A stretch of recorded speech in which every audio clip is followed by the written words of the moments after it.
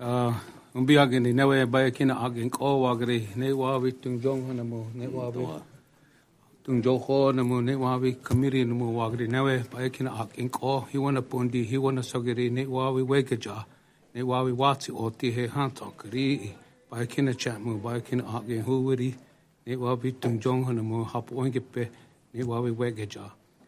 Chairman, members of the committee, James Naranjo, Governor of Santa Clara Pueblo, I lay my respect down to you. Our Tewa language is our first language. English is our second language. Spanish is my third language. I'm a retired lawman from the state of New Mexico. I did over 23 years. I was a correction officer at first, and I became a lawman. I did SWAT. I did traffic homicide. I did canines. I was a cadaver finder. I did that for many, many years. I'm glad to be back in front of you again, sir. And I retired to take care of my parents, and I've been with the tribe now 14 years. So I got kind of trapped into tribal politics, and I'm very, very blessed to have 3 sons. One that served in the Navy, retired as a corpsman, did a couple of tours in Iraq. Pray for our servicemen out there battling the war and service women. I also have a son now currently that's an FBI agent that we've prayed many, many years to come to northern New Mexico to help us put a dent in crime. And then I have a son that works at Delta Airlines that's waiting for me to retire one day so I can travel around the world. But I'm from Santa Clara Pueblo. If you've ever been there, we welcome you to come out to our homeland. We've been there since time immemorial. We're one of our Pueblo people with my brother here from Acoma. We've never left our homeland since time immemorial, and we're still there. In 1540, when we made contact with the Europeans, we fought off the Spaniards, the Mexicans, the United States, and other tribes, and we're still holding on to our sovereignty and to our ways of life. Our culture, our traditions, our languages is the glue that holds us together. It's what keeps us, our small tribe. We have about 56,000 acres, have less than 2,000 members in our tribe. But we have a beautiful landscape. We live right along the Rio Grande River, and we're very blessed to hold on to those water sources and to our way of life. As I mentioned, I'm a law enforcement man, and I appreciate the comment that you mentioned earlier. I've been trying to find solutions in our fentanyl crisis. As you know, Santa Clara Pueblo is incorporated by the city of Española. That one time was the capital of the heroin crisis, from cocaine, from pot to cocaine to heroin. Now we're in fentanyl, methamphetamines. We currently have about 20,000 people that are non-members living within our boundaries. We talked about and how we support police parity. We have maybe 8 law enforcement. I wish I was like the other tribe and had 100 law enforcement. But we only have 8 law enforcement officers, and we're a self-governing tribe, but we're within the city of Española, the county of Rio Arriba, and Santa Fe County. We asked you talked about the transparency and the cross commission. The cross commission's there, but it doesn't come with any funding. It comes with just the work, and the crimes committed within our jurisdiction are either the private claim or from the non-members, as you mentioned. Santa Clara is one of the first tribes in New Mexico that implemented VAWA for that reason, the violence against women. And I've been a strong advocate since I was a young police officer, working for U.S. Customs, the FBI, trying to bring closure to some of these missing, not only Native women, but all women and children and men that are missing. And, it's unfortunate that it's closure that is the ultimate outcome, not because the majority of the women that I found were deceased, but at least it brings closure to these families.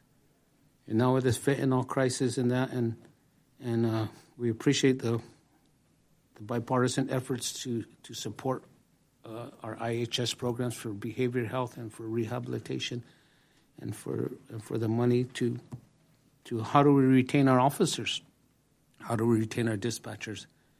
When our neighboring counties, Los Alamos is one of the highest paying counties in the country, Santa Fe County as well, the state police, we lose our officers. We're like a training facility, and it's not fair to us, and yet we're in the heart of all these things. So we try to bring solutions to the table, across commissioners, but give us a reimbursement. We don't mind fighting crime, and we don't mind protecting not only our citizens, but the whole citizens that come up and down that corridor. And it's very challenging for us when we're losing teachers, we're losing janitors, we're losing police officers, we're losing all of that to the higher paying county. And how do we do it as a self-governance tribe to retain that? It's very challenging for us. So we have to supplement our tax budget. We have to supplement our budget just so that we can retain good qualified officers to protect our people. And those are very, very challenging. We're trying to educate our young children on how fentanyl and how these drug and alcohol abuse is affecting us from a second, third grade level now. Before, you never even heard about those things. It's just alcohol and pot. Now it's all of those things that are devastating not only our community but every community.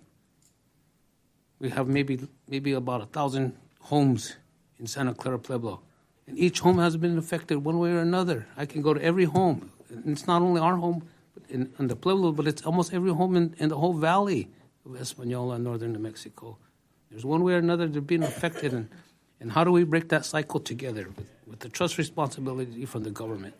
How do we try to break that cycle? We have to send our children outside to treatment centers across different countries because of the cost, and then we bring them right back and put them right back into the same rat hole. And now we're buying our property back. Santa Clara lost more land to private claim than any other Pueblo, and we're trying to buy our property back so that we can establish regional treatment facilities, traditional and non-traditional, to heal our people and to put them back in the workforce. But it takes money, it takes effort. Our behavioral health program do extremely well job and all educated. As you mentioned, we send our children elsewhere to get educated and to come back and help and work. That's what I did. That's what Governor Riley did. We go outside of our community and we come back and we provide our community service and to have a better quality of life for our children, to provide a better quality of life for the ones that are unborn. Hundreds of years ago, our ancestors prayed for the unborn. Well, here we are today, and we're fighting for those people. Not for me, not for anybody else. The water rights is important. The fentanyl crisis are important. The trust obligations to help us succeed as a small tribal nation. We need that help. We're not asking for a handout, but we're asking for that true trust responsibility so we can move together, like a nation should move together. Nation to nation. That's what collaborating is all about.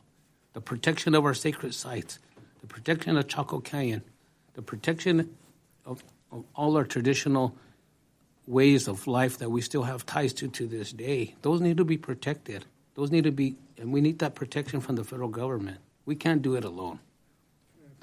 And those ties have been dwelled in us in our language, our songs, our prayers, and our ways of life. And we have to continue that. For Santa Clara, we're an extinct creature now. There's not very many of us left. There's not many of us that speak our language.